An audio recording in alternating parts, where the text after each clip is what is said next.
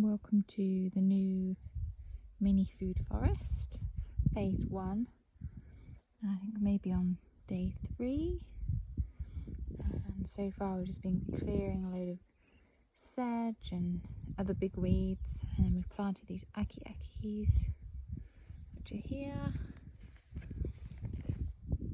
just to act as a little bit of a windbreak if anything does come from this way into the garden. And this is the area I've been working on, which kind of looks like a bit of a muddy tip at the moment, but the plan is this will be the path. We've got a pomegranate in here, which should grow up to a nice size and nice shape, and lemon, and then over on the right of the path we've got lime. And the plan is, as these grow up, get a little bit more established, and some of these tea tree can be nipped out, like they won't need as much protection. I'm going to use the tea tree as a bit of a nursery area for now. I've also popped in the ground red clover and lupins. And you'll see kind of at the back of each terracey kind of area, I'm just starting to build up just debris that was around, like in the bush here, just nearby. Anything that's kind of been trimmed down, just so the slope isn't as steep and we're not losing everything off the edge of the bank. So hopefully that just catches some more of the good stuff to keep it up on these terraces with the trees.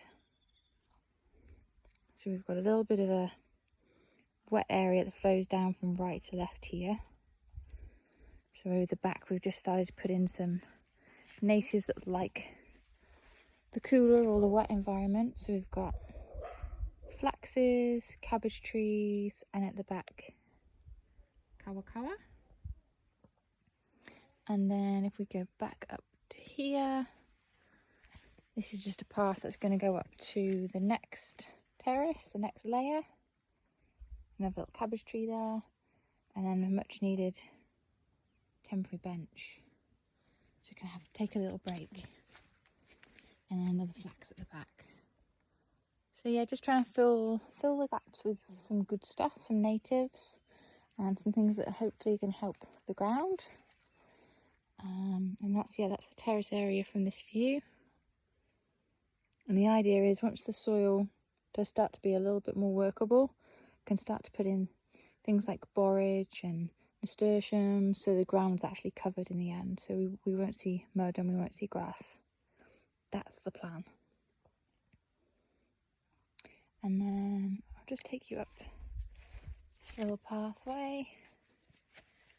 This is up to the next phase 2 area, which you can see the difference. It's a lot heavier with the grass and the weeds. I just started to create a couple of holes so I can get prepping those and just popping some manure and stuff into them and getting ready to do a little bit of planting at some stage. So yeah, it feels like we've actually done heaps just in a couple of days, which is cool. I'll just go right up across here and show you the view. This is about halfway up the food forest garden. So yeah, lots to do. The back is a lot denser, a lot more trees, a lot more kind of weeds and stuff to deal with, so we'll get to that. But you can see this is from about halfway up. We've got a really cool view. And lots of sunshine, which is much needed at the moment. Cool, so I'll keep you posted. Bye.